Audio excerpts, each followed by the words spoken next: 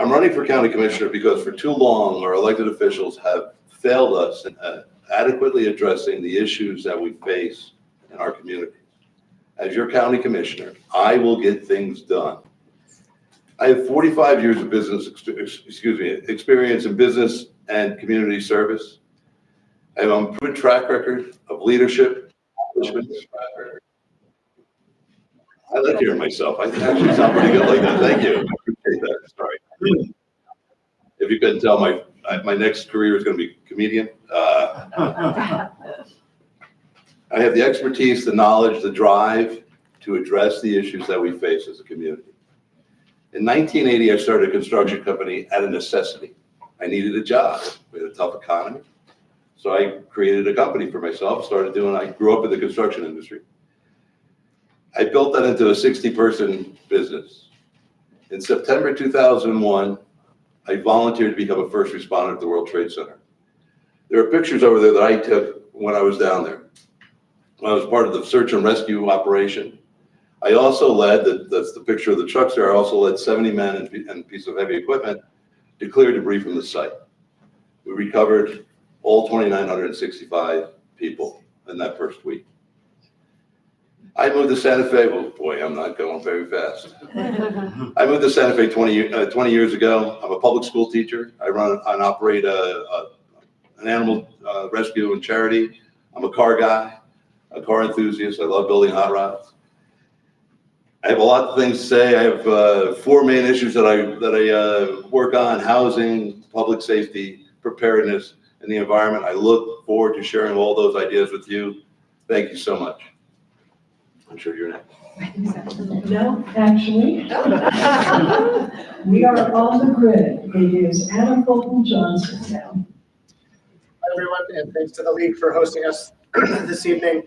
I'm Adam Fulton Johnson. I'm running in District 4 for County Commissioner. I'm a lifelong Democrat. I was raised in Santa Fe, and I'm running to preserve what makes Santa Fe special. My partner, Aaron, and my daughter, Ingrid, are here. Ingrid is in Santa Fe Public Schools as a kindergartner. We live in Arroyo Hondo. And I have the distinction of serving as the executive director of the Old Santa Fe Association, a historic preservation and community advocacy nonprofit since 1926. I have a PhD in history. I was formerly a history professor, and my area of research is always focused on the Southwest and Northern New Mexico in particular. So I know Santa Fe's cultural heritage really well. I appreciate it as a community advocate in the last several years. But today I'd like to talk to you a little bit about my vision for Santa Fe's future. It starts with fire preparedness. We need to protect our fire sheds at the regional scale, coordinating with different municipalities. We need to have neighborhood planning, and we also need to have individual homes hardening programs to protect our residents. We need water sustainability at the residential level. That starts with incentives like gray water system credits, smart meters, free rain barrels, but scales up into infrastructure connections across the county for sustainable surface water connections, and working together with the city on the Buckley Drive. We need to protect our open space and trails and prevent sprawl. We need to do that across all districts of Santa Fe County. We need to develop renewable energy infrastructure. We need to decarbonize our economy, and we need to solarize and electrify our grid. And what's desperately needed in Santa Fe is affordable housing. So we need to incentivize infrastructure-connected growth, and we need to make sure that new developments have high thresholds of affordability. And we need to use programs in place like the transfer of development rights to facilitate that. I'm Adam Fulton Johnson. I'm a progressive Democrat for Santa Fe County, and I ask for your vote June 4th. Thank you. And now we go. That's our last question. Hi, everybody. Thank you all for coming. Thank you to our hosts. My name is Mika Old. I'm a third-generation Santa Fean and a lifelong New Mexican. I was fortunate to get to grow up here in Santa Fe, as I'm sure a lot of you did. I had the opportunity to go to Texas, where I earned my business degrees. I then went to Austin for a brief time to work in the tech sector, but the lure of Santa Fe and my hometown was really pulling me back. Now I was one of the lucky ones. I had incredible supportive parents who helped me with a place to live when I moved home. I had a job through my family business, Old Wood, which not only let me gain experience and pay my bills, but also gave me the opportunity to make a difference in forests and communities that I love very much. And all of this boils down to why I'm running for Santa Fe County Commissioner. I want Santa Fe to be a sustainable place for future generations where kids like Ingrid can come back if they want to. Because we've done a good job of protecting the things that make Santa Fe a wonderful place where people want to live.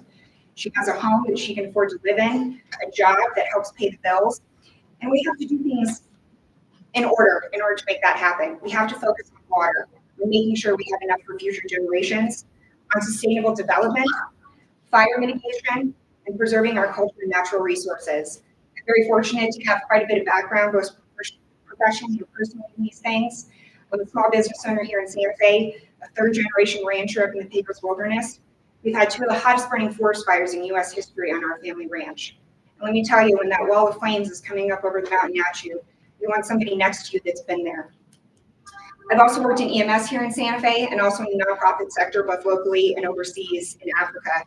I say all of this because experience matters, background matters, especially here in Santa Fe. I have a proven track record in being effective in these things and a proven background of Santa Fe and New Mexico-based knowledge that I think prepare me well to be effective in the job as county commissioner. Thank you all, and I'm really looking forward to continuing the conversation. All right, our first question is already said. And all of our questions will be 1 minute unless we have something else. So just assume a 1 minute question.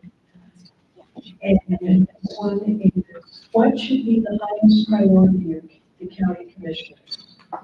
Thank you. The first obligation of county commissioners, should we be standing or sitting? The first obligation of county commissioners is to protect the health, well-being, and safety of its people. So the first priority is we take to think about health and wealth. Water is our life, and water is our sustainable way of preparing for the next future generation. So as county commissioner, I will protect and sustain our water resources, looking at conservation opportunities. I've been endorsed by the Sierra Club, and I'm dedicated to working with them and the city council, as well as the relationship with the city. The other is housing and homelessness. And these are interrelated. People are not able to stay in Santa Fe because the housing isn't affordable. Last week, the average cost of a home is $603,000. That's way unaffordable. The market rates are high, and homelessness has been a perfect storm. And instead of blaming people who are without housing, we need to protect them and give them a chance to live in Santa Fe. Thank you. Mr. Cooper? Thank you. In a minute, it's a little difficult to get into too much detail on a question like this. But I want to try, because I want to give you something more than, well, here's some general policy areas that I'm interested in. What you're going to hear from me a lot this evening is about water, because I've made that the focal point of my campaign. So what I'm going to talk with you about right now, recognizing that there are a host of priorities that the county needs to deal with, the thing that I've been the most focused on is not just preserving and conserving our water sources, but finding a way to expand our water portfolio to increase both the volume and the manner by which we recycle the water that we have in the watershed. Because there is an outer limit, and it's a hard outer limit, to how much Santa Fe can grow. And that outer limit is having enough water to allow the people who are moving here for that growth to live. Without it, it's just impossible. And so the one thing that, and this is expensive, it takes a long time, and frankly, it's a difficult public sell, but one of the things that I'm most interested in is exploring the possibility of recycling effluent to make it potable water. I'd love to talk with you more about that in detail later. That's all the time I have now. Thank you very much. Mr. Martinez? Thank you, Madam Experienced Moderator, ladies and gentlemen. I think, of course, health and safety. There are existing peripherals that we may use today, in which I was involved with what we have as an acronym, GDAC, Geospatial Data Acquisition Coordination Commission. We were charged with raising $3 million statewide to provide imagery, not aerial photographs, but ortho imagery, which have an X, Y, and Z associate elevation and so on. What that's important for is wildland fire interface. We can determine what fossil fuels, or excuse me, ladder fuels are available to burn, unfortunately, in areas such as these districts. So I was part of that, and I think that's part of the safety. And our safety also includes the policing of our county. I do thank you. Thank you. And Mr. Jones? Oh, what do I do? I prefer standing, if you haven't noticed. As a public school teacher, I'm used to moving a lot, so I don't get hit with things. Your microphone turned on? I'm loud enough, I guess, but can you hear me now? Thank you. Anyway, I have focused on four main issues. I'm going to just start with the first one, which is housing. We must build affordable homes for critical job holders. These are our educators, these are our first responders, our county workers, and our medical professionals. The community would be far better off when these folks live in our community, the places they serve. To this end, I've assembled a coalition of suppliers, builders, labor, private investors, community banks to build these homes. I actually have many years, 40 plus years in construction industry. I've already put this together. I've identified numerous projects out there where we can build thousands of homes, affordable homes, not high rises, for these folks so they're living in our communities. This is one of the ways that we will become a much safer, a much more productive community. Thank you very much. Thank you. Mr. Johnson? Thank you, and there are many priorities for the county. Assessing our community values and listening to residents, our constituents is essential. And chief among them is often water. When I go door knocking, that's what I hear the highest number of concerns about. Water is life. It's essential to us, and it's essential to protecting our region and making sure that we can live here. We need to develop sustainable infrastructure.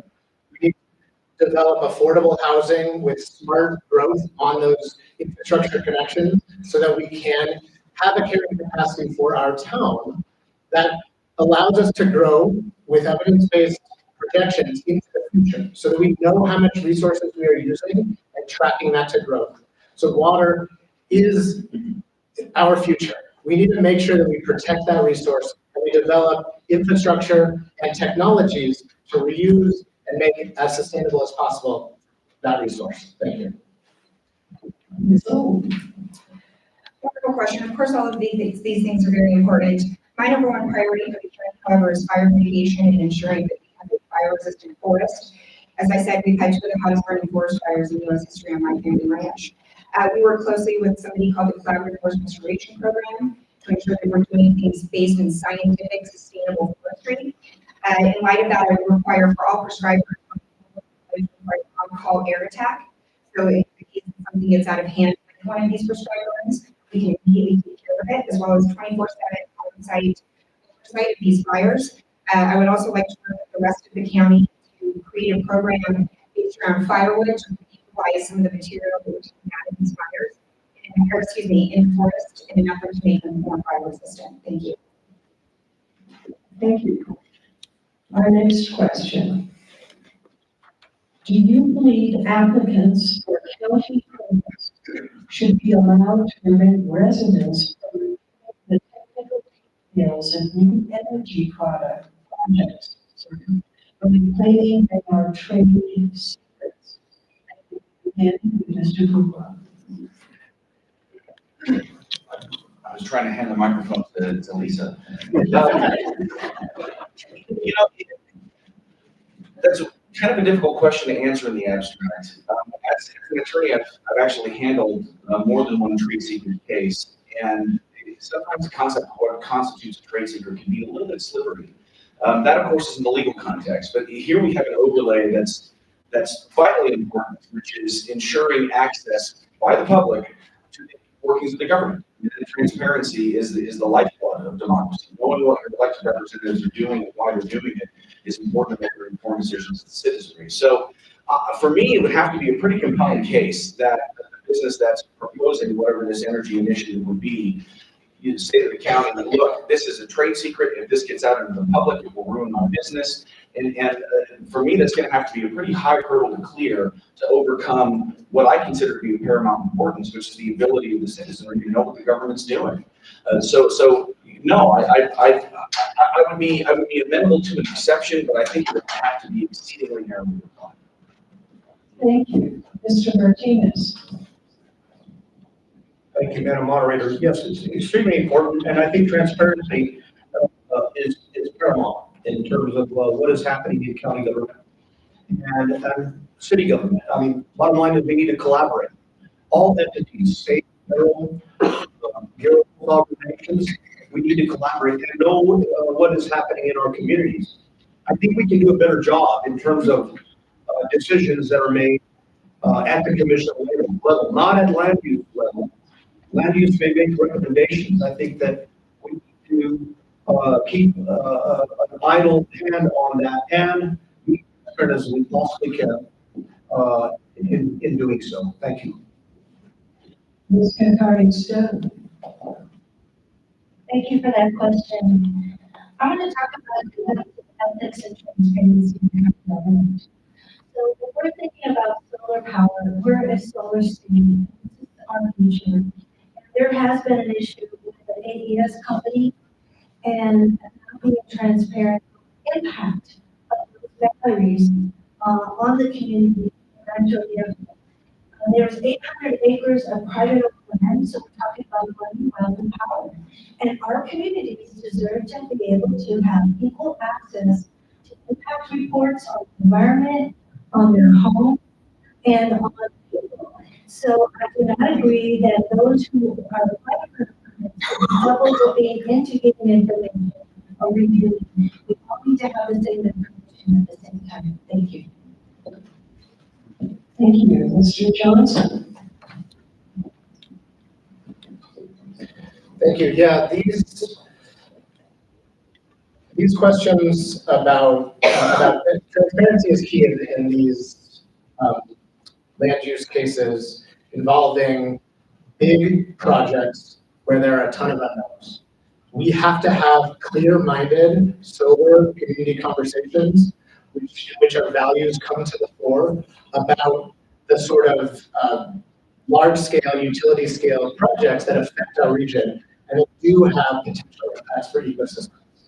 So it's hard to say if there should be a rule for an exceptional rule, but we need clear communication on county processes, especially land use processes. They're often shrouded in mystery, and it is essential that the citizenry understand what their rights are and how they can interface with their public elected officials in land use places. Because often a property owner is given the ability to have a quasi-judicial proceeding is enabled when these processes occur, and we need to clarify that for the citizens. Ms. Old. So trade secrets are about making money. Trade secrets are to protect the business, not to protect governments from the citizens. So especially in the case of the solar situation, I don't believe that trade secrets are an appropriate reason or excuse to keep information that affects the people that live on the ground in these communities. And that's ultimately what it's about. We have to protect our environment. We have to make sure that we are sustainable, but we have to be careful that it's not to the ultimate detriment of the people that have to live in these communities. And Mr. Jewett. Thank you. Far too often our government acts on their behalf and not ours. They're supposed to be representing us, not them. When it comes to projects that affect all of us, we should have as much information as we can get. If they're going to protect a small piece of their information because it's proprietary, that's one thing. But we need to have as much information as we can get so we can sleep at night and know we're getting the right things. And our commissioners must be communicative to us and be transparent with us and let us know how they're deciding and why they're deciding in the way they're deciding. If we don't have transparency in our government, we don't really truly have a representative government. Thank you very much. Okay. Our next question is, how would you ensure the county's budget is well monitored? And we begin with Mr. Martinez. Thank you, Madam Moderator. When I was county assessor, first term, county budget was $25 million. Today it's $497 million. I did a study just the other day and I was amazed at the different costs and salaries, to be blunt, the different high levels of salaries for those positions. I think we can do a better job in tracking that down. For the different revenue recipients, whether it be a general obligation bond or education bond, municipalities, cities, schools, many of them are at their capacities, at their full. City of Santa Fe cannot increase property tax for their services. So I think we can do a better job in trimming that. I think there's a lot of room for improvement in the budget. Santa Fe County, counties in New Mexico, 85% property tax and a very small portion of gross receipt sales tax. I'm experienced and knowledgeable in those areas, and thank you. Now, Mr. Larry Stone. Thank you. The reason why I'm running for county government is because this is the government closest to the people, and all the people pay into the taxes and resources. So there needs to be an impact and evaluation report on the county budget. The main person responsible for that is the county manager and his or her team. The budget is at $434 million. Most of that goes to professional services and salaries. That's about half of it. The other goes towards community services. It's also contracting out with direct providers at the jail, health providers. We do to broker directly. Capital outlay projects, the approval of the state legislature for these is based on the county having a balanced budget. If we do not have that, that would be unapproved. So I think that the budget, fiscal responsibility, transparency, and easily accessible budget, because I've been trying to find the county budget and I had to dig a little bit deeper a couple of times, and then I called the county office and they were very gracious, I have to say, but it has to be acceptable to all of us. Thank you. And Ms. Old. That's all right. Oh, I forgot. I'm so sorry. You don't necessarily have to answer these questions in the different groups. Oh, that wasn't part of your time. Yeah. No, Greg is confusing enough. Mary goes to our time. Taking up his time. I didn't take it personally. So it seems to me that budget management is part and parcel with policy priority. In deciding how it is that you're going to spend the money that you have is one of the principal ways that you manage that budget. How much money do we have? What do we want to accomplish? How much is it going to cost to do that, right? Now, in addition to that, though, and Lisa touched on this, and all discussed this in response to the last question, it's important that the people know what the money's being spent on. If you can't penetrate the budget, you have no idea how to monitor it. And the democratic process has a role to play here. If people see money flying out the door of the county in ways that they don't approve of, there is a remedy for that, and that remedy is in the ballot box. So making sure that people understand, and I had the same experience, they said, to try and track down the county budget. It was hard to find. It really was. That's something that needs to change. People who want to find that information should be able to find it easily and be able to make informed decisions about how they will vote their choices based on what they see as the policy priorities and the way the money is being spent. I don't have a problem paying competitive salaries. I think it's a great idea. People need to know what's there and know what the policy priorities are to fund it. And then Ms. Old. So I think we can all agree on the fact that we certainly need publicly available reporting for all of the budget. As it's been mentioned, these are our taxpayer dollars hard at work. That public transparency is crucial and vital. I also believe that it is necessary for us to make sure that we are strategically and smartly spending the budget and are in federal compliance to ensure that we get all of the federal funding available to the state of New Mexico for things like water infrastructure, renewable energy, fire mitigation, things of that sort. And I think it's also worth noting that we have a huge federal budget, we have a huge state budget, and it's very important that you have an elected official who understands how to balance these budgets, how to take care of things in a way that, again, keeps us federally compliant. Thank you. Thank you. Spending money has to be a responsible act on our elected official. A lot of officials come in, they walk into the door, and the first thing they see is gobs of money and kind of start throwing it at all their pet projects. I've managed very large projects in my life, very large projects in my life. I am a very conservative person when it comes to spending taxpayer money. I find the right projects and I work to make them come in on budget, on time. We must, as an elected official, act responsibly, act with transparency, and keep all of us informed on how we're going to spend the millions of dollars that we send them every year. Thank you. And Mr. Johnson. Thank you. So budgets are essential statements that give us an idea of where the county is doing well, what it prioritizes, what it can focus on a little bit more.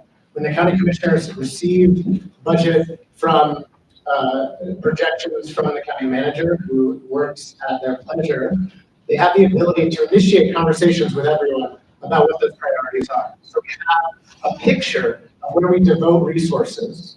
And it's important that those resources are understandable by the public and accessible to them. I also have struggled with finding the budget. The county used to have presentations online that were presented by the finance division and easily accessible to the public, but that has somehow fallen by the wayside. So we need to resurrect that ability for us as citizens to be able to understand our budget and then to hold our elected officials accountable when we set priorities on that budget. Thank you.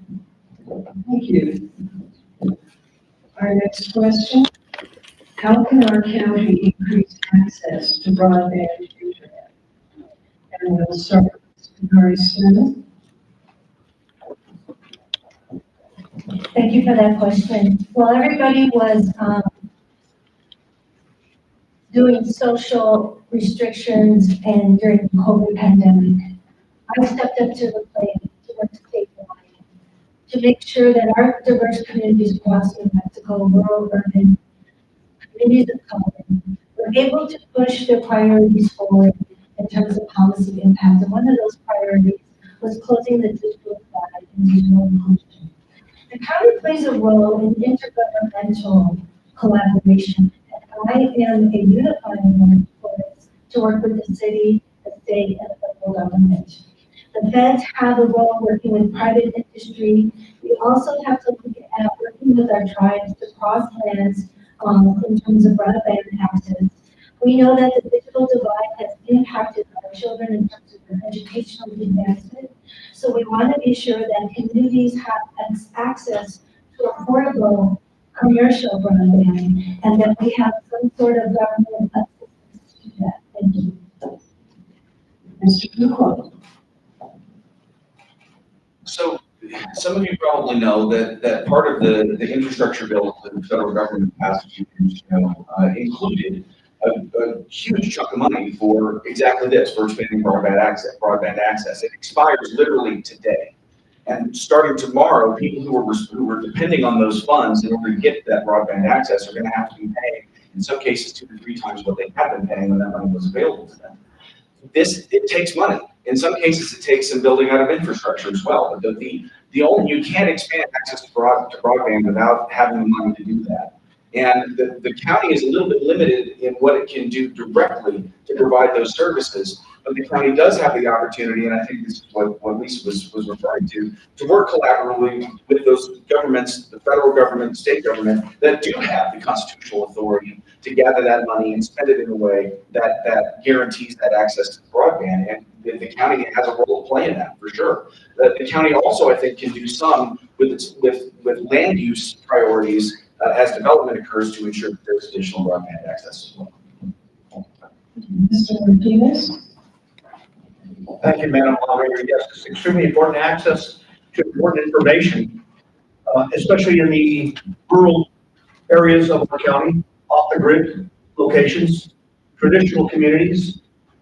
People are running businesses out of their homes, and that's extremely important that we do so. And I must agree, what level of influence may county government have directly on that? Well, again, collaboration.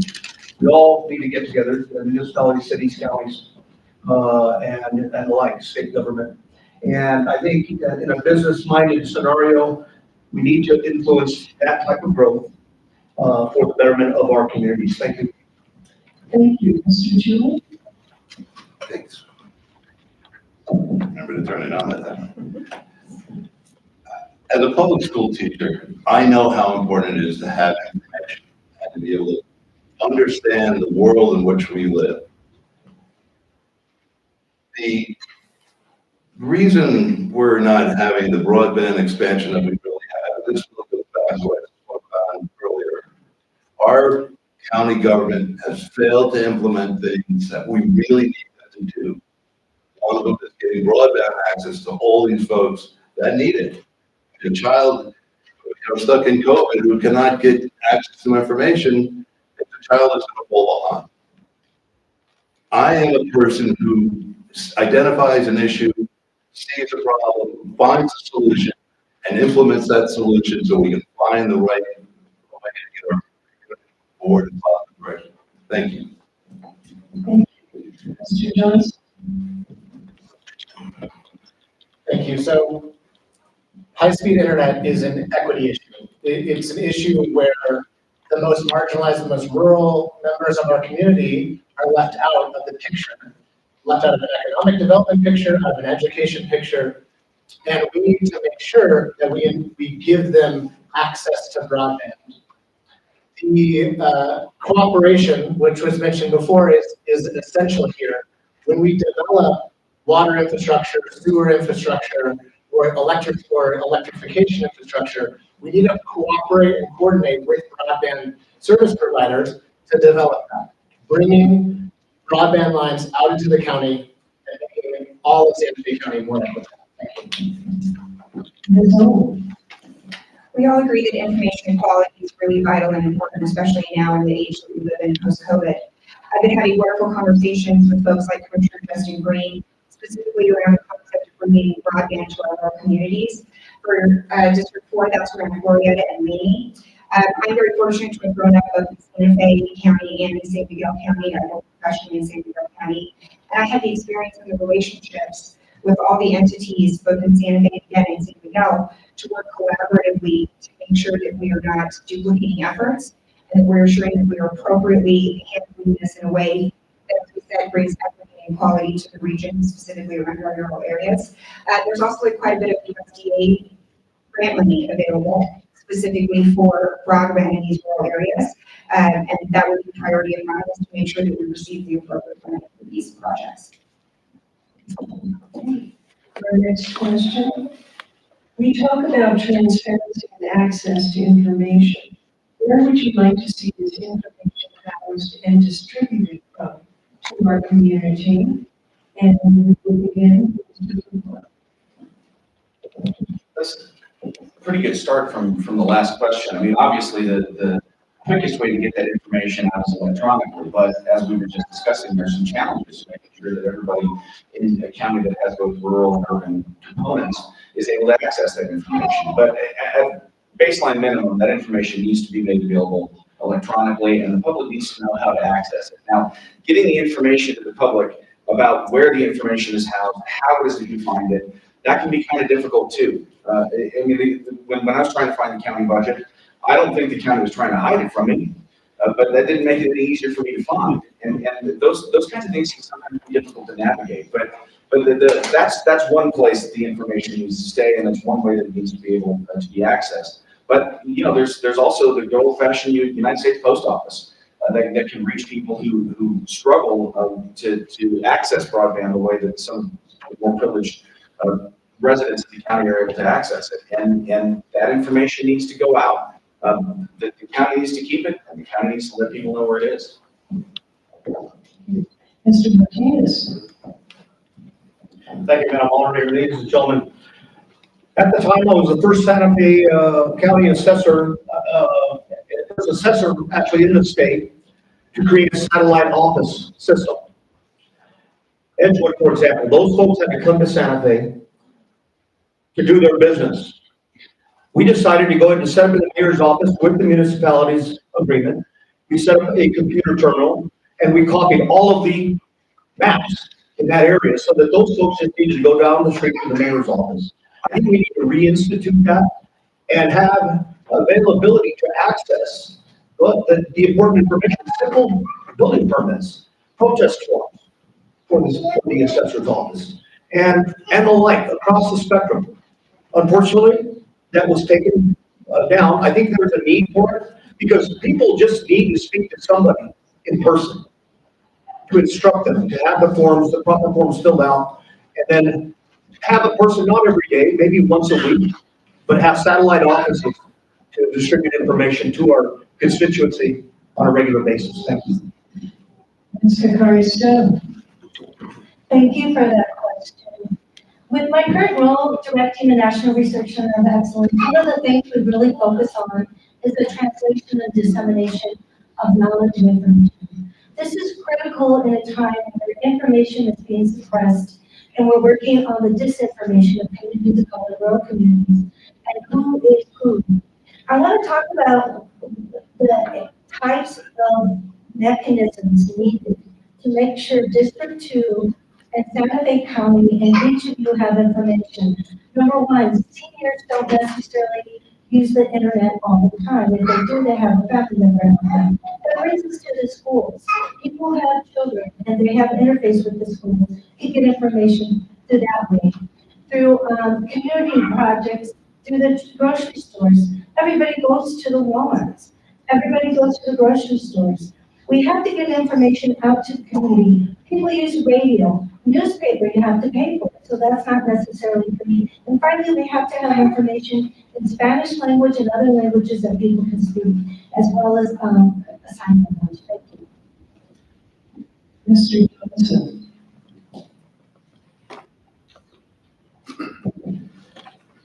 Thank you. So transparency and access are something that, looking into the future, we need to digitize.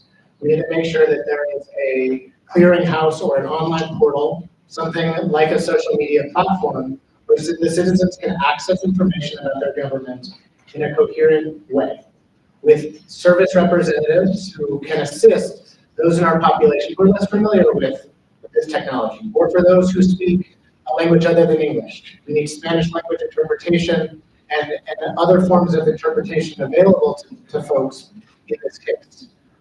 We also need to provide illustrations and simplified language in a lot of our permitting processes. So folks often are sort of frustrated about land processes and permitting processes because they don't understand the flow of things through the system. And so we need to better understand how a permit enters a department and exits it, and illustrations and ease of access improvements are essential to making that happen. From 18 to 80, we all want information. It's an important thing about how we make decisions. Of course, the alternatives to making it simpler and easier to access through direct links are fantastic. I don't know that you guys know what the drop-down menu, and I'm just afraid to hope that it's in the drop-down links. We're a bilingual community across New Mexico and across Santa Fe, so I absolutely agree that we need to make sure that we are addressing those languages. I've had some wonderful conversations with folks that speak Spanish, French, Italian in the community, and it's lovely to see that diversity. I also believe the conversation with the people that live in these specific communities is vital. Ask them, where would you like to see this information put out? How is the best way for you to access this? Again, it's about public input into the things that directly affect the folks in our community. Thank you very much. Mr. Jordan. You know, Miss Old doesn't sound right. You know, you're very young and Miss Old. That's your father that had a letter or something. I'm the young old. Yeah, you are. Anyway, access to information is vital for all of us in this community. We must find the best ways to deliver this information. Some of it is digital. A lot of us are on our phones. I don't share with you. I'm not real modern. But, you know, there's other folks that need to get it through regular mail. There's other folks that need help through a phone. We must find the best ways to disseminate all the information that is available in our community so our communities can make the best informed decisions on the things that we face as a community in the county. Thank you. Thank you. And this question is, we've had rampant development in the last 20 to 30 years. It seems a lot of this is due to behind closed doors. What can be done about this? We will begin with Mr. Martinez. Please repeat the question. That audio, I cannot hear that very well. I'm sorry. We've had rampant development in the last 20 to 30 years. A lot of this is due to behind closed doors. I got it. What can be done about this? Thank you, Madam Moderator, for repeating that question. Yes, it's extremely important that we are transparent and have everything on the table. I will say this, is that the website for Santa Fe County began us digitizing. That was my platform when I first ran for assessor, is digitizing the county parcel maps, 2,000 square miles, 1 square mile at a time.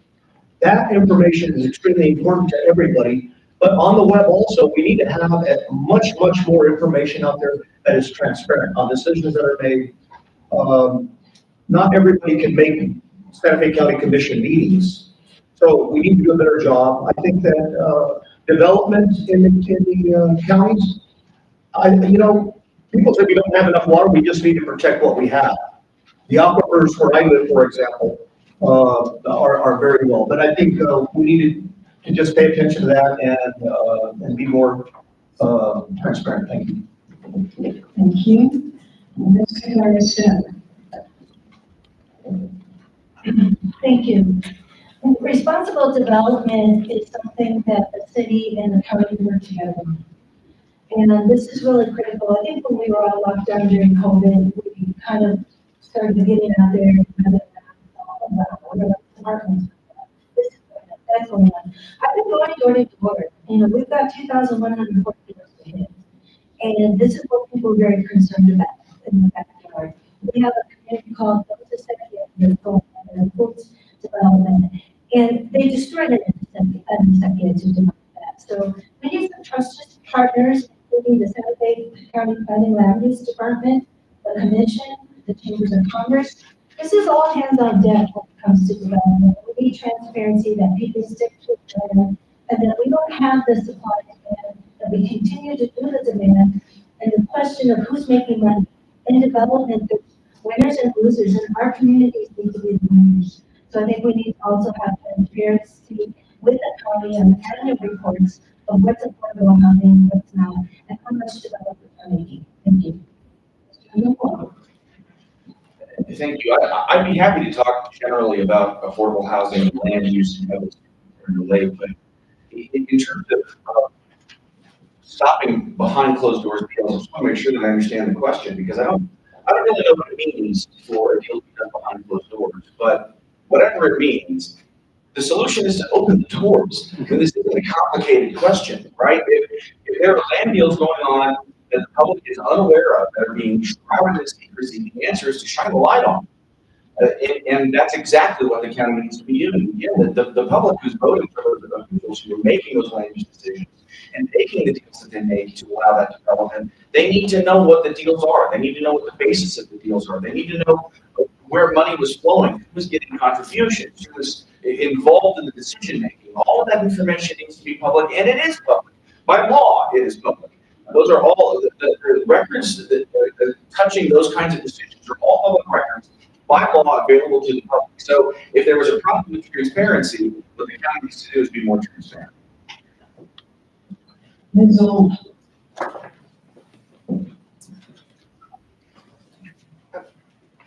Turn on there. So I'm a big believer in incentivizing versus decentivizing, specifically because we see this a lot with affordable housing, where we say, if you don't meet requirements, you're going to be fined. We'll find something illegal for a price, which actively benefits the rich and hurts the poor more. I would like to see us balance our growth with sustainable development by requiring things like mandatory rainwater collection and mandatory rainwater recycling and other water recycling on any new developments.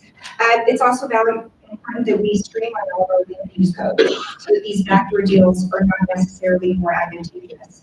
to make developers. We can do this through pre-approved housing plans, as well as just again, ensuring that the permitting process is simpler. It's easier for folks to take a look at and say, great, I can do this because of X, Y, Z. So it's all about balancing our sustainable growth with sustainability in the future. Thank you.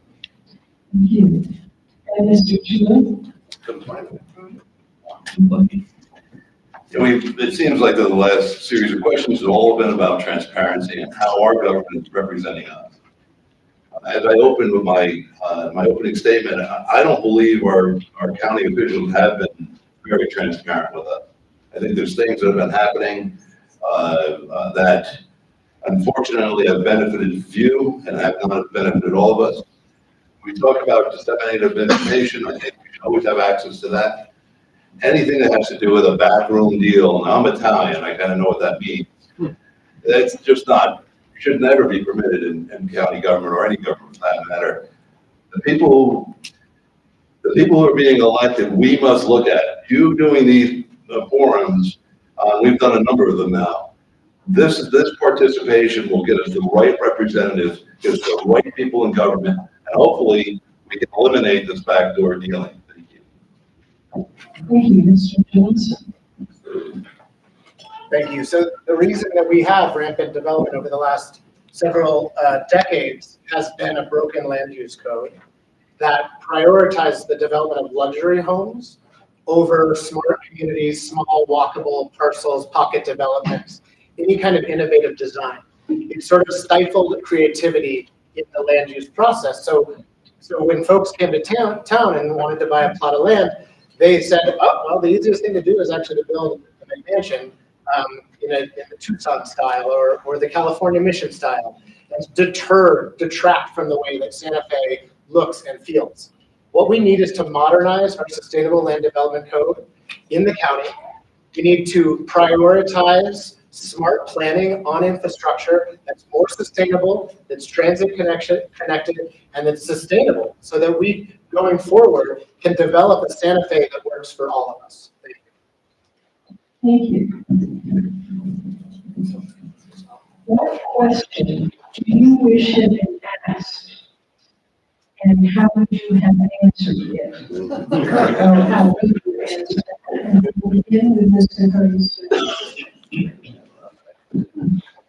Thank you for the question on the question.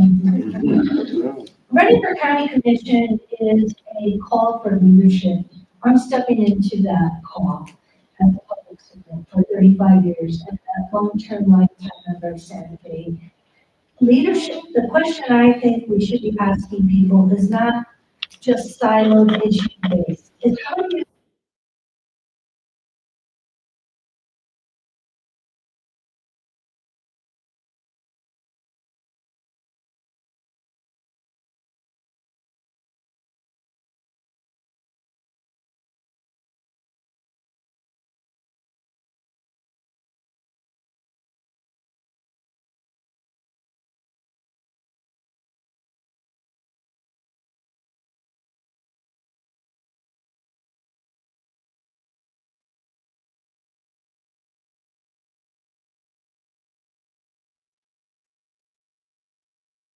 And leadership is not blankership.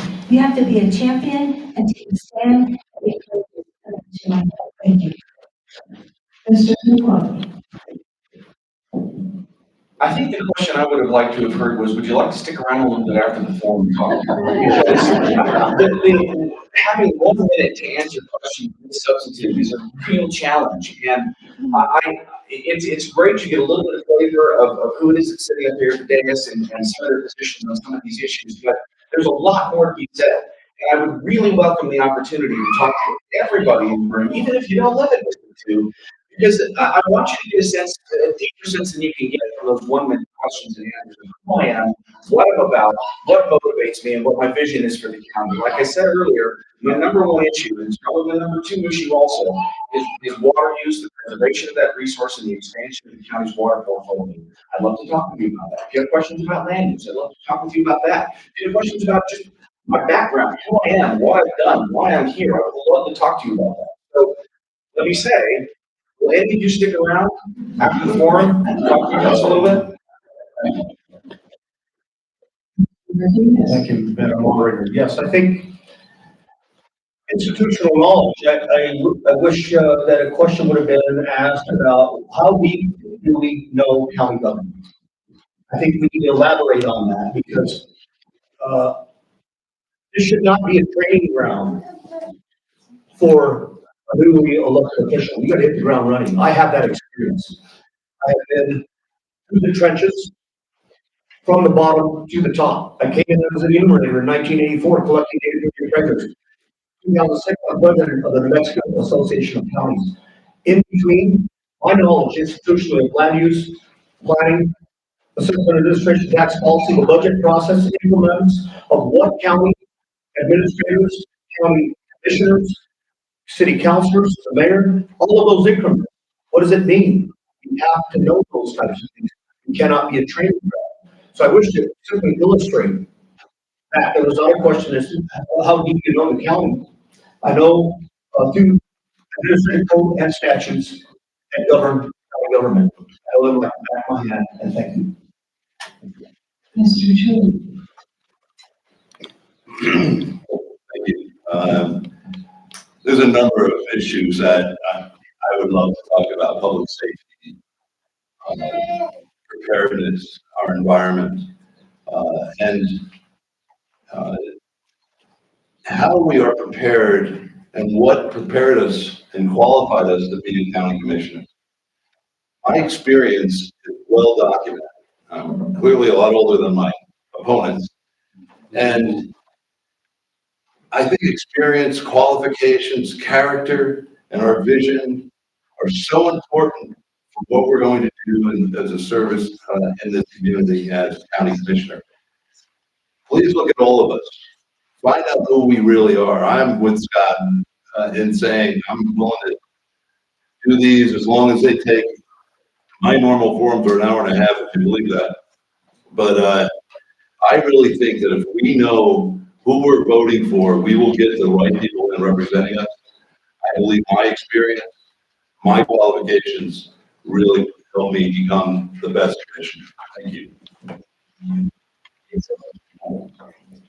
So my favorite quote ever, which everybody's really sick of hearing me say, it's going to be written on my tombstone at this point. Our territorial governor Waltz had a famous quote that all knowledge gained elsewhere fails in the territory of New Mexico. Anybody who's been here for a long time knows that to be true. So I really wish this is a job interview. It's politics, but you're interviewing us to do a job. And as other people on the stage have said, experience matters, background matters, but specific experience and background in New Mexico and specific to Santa Fe, in my opinion, matters even more. We live in a very nuanced society where there's different things that happen in different communities, and those things are important. What is your experience dealing with those? What is your experience within the different communities that you're going to be representing as a commissioner? So that is its core.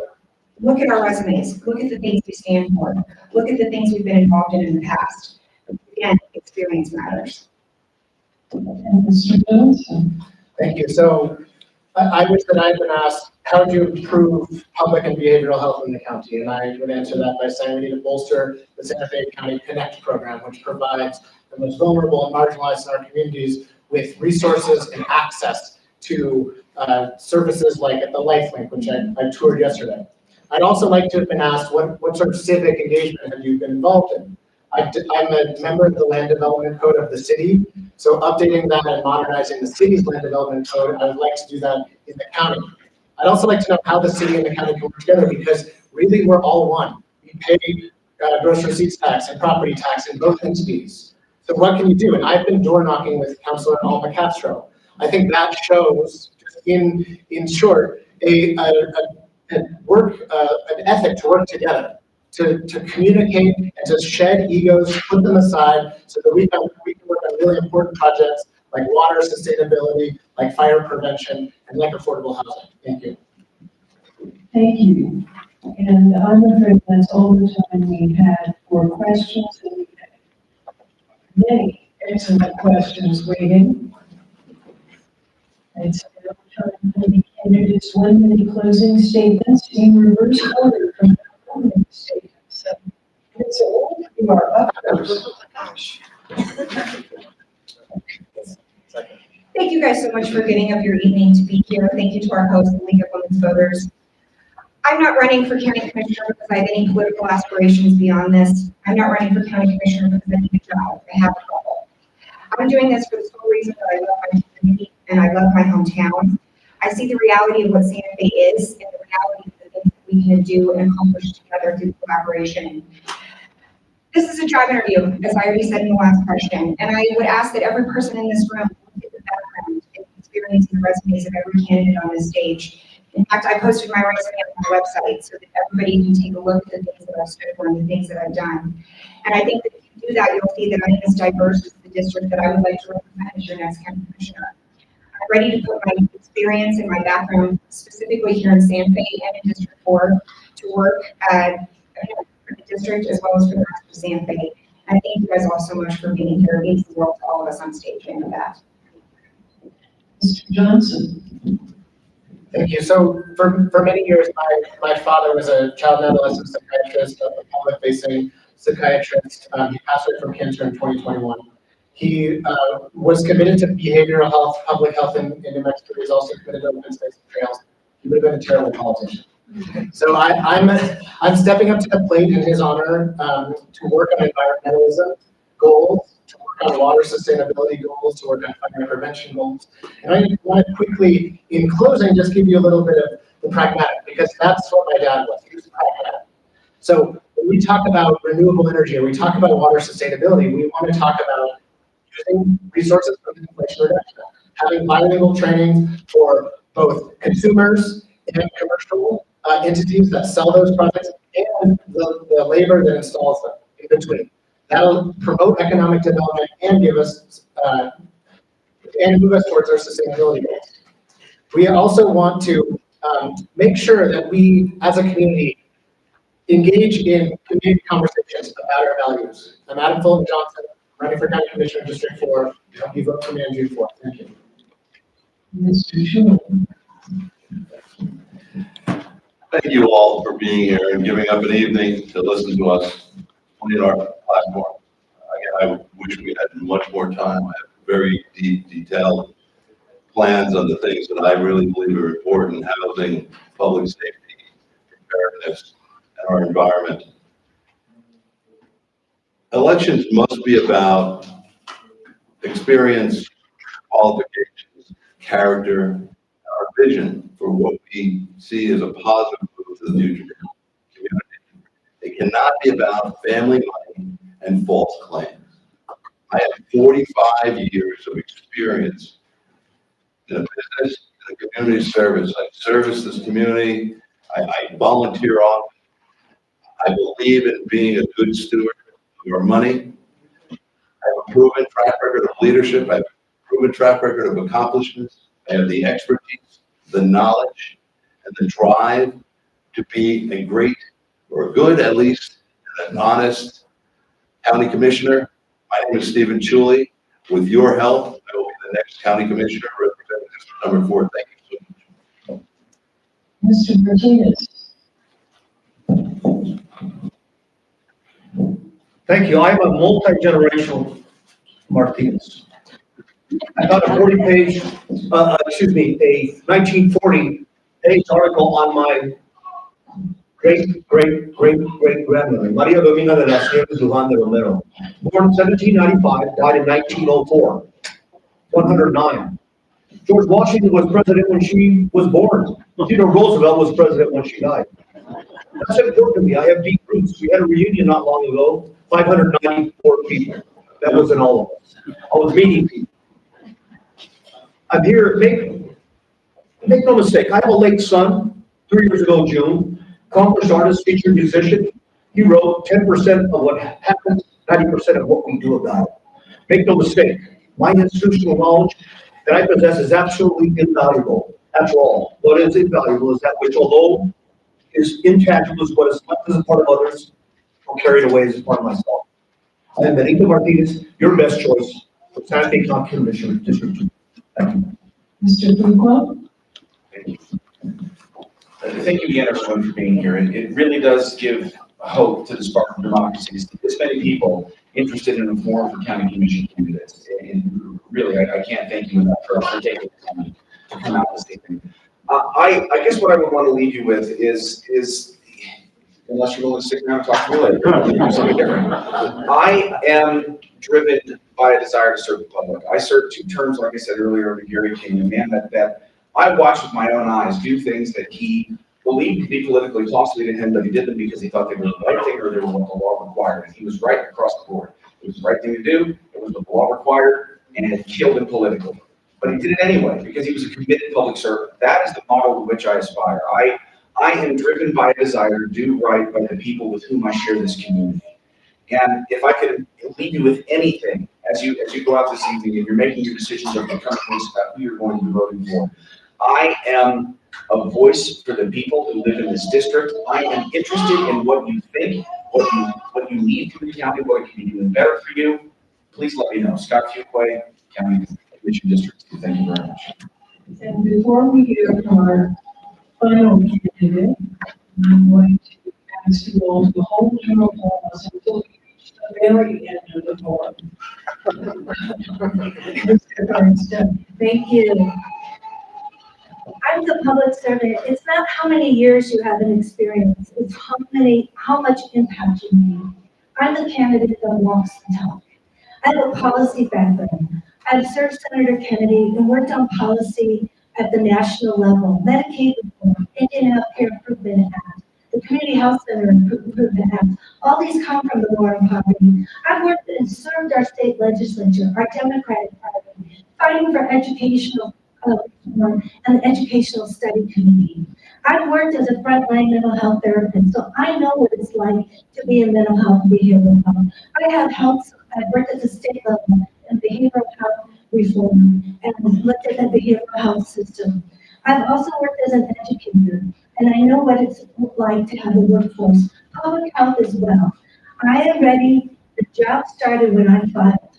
I've been going door to door because listening to people, the people's voice, the people's choice, that's me, Lisa Kakari Stone. I've been going to community forums, and I'm ready to step up to the plate to work for District 2. Thank you. That concludes this evening's County Commissioners District 2 and District 4 candidate forum. I will get that Cortez editor, Patrick Dorsey, publisher, the Santa Fe New Mexican, Henry Lopez of Lopez Technologies, and Matt Gossard for broadcasting forum. It will be available for future streaming on the New Mexican's website, SantaFeNewMexican.com, and on our website, lwbssc.org. For more information on election candidates, read the League Voter Guide. It's available at our website, lwbssc.org, and vote4one.org. We want to remind you again that if your question was not asked, you're welcome to stay after the forum to talk to candidates. For those of you who are watching online, if you have questions for the candidates, go to vote4one.org for the candidates' contact information. Be sure to make your voice heard in this election by voting early or absentee or at the polls on June 4th. Please join me in thanking the candidates for their participation.